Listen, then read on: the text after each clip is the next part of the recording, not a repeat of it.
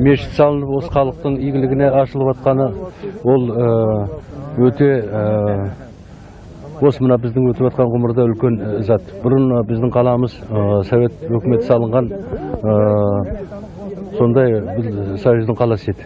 Қазір мына егемендік алғаннан кейін сол егемендіктің жеңісі қазір осы біздің мына имандылығымыздың белгісі, халық бірлігінің белгісі осы мешіт ашылып жатқаны. Оған осы бүткіл біздің Ақтаудың, бүткіл Маңғыстаудың халқы жиылып, қуанып, осы мына Наурыз тойдың қарсысына мешіт ашылып жатқанға біз бәріміз қуаныштымыз. Осымыз бірлігіміз осылай дами берсін, халқымыздың имандылығы да көбейе берсін, тыныштық болсын, бірлік болсын деп соны айтқым келеді мен.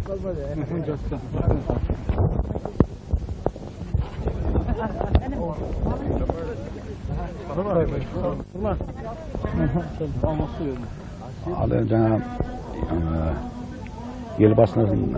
елбасының тапсырмасын қолға алып, үлкен еңбек жасаған азамат осы облыстың әкімі Болат Палымбетовке аса рахметімді айтқым келеді. Өйткені құрылыстың жұмысы өте қиын ғой. Сондықтан сол жігіттің беделдігі, сол жігіттің үлкен деген жүрегі, сол жігіттің берген көмегі өзімнің жүрегімді әлпештетіп, өте үлкен ризашылығымды білдіргім келіп тұр халықтың алдында.